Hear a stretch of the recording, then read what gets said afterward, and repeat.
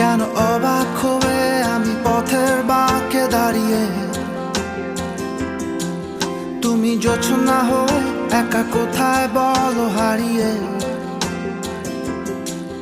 কেন তোমার আমার এত গল্প স্বল্প,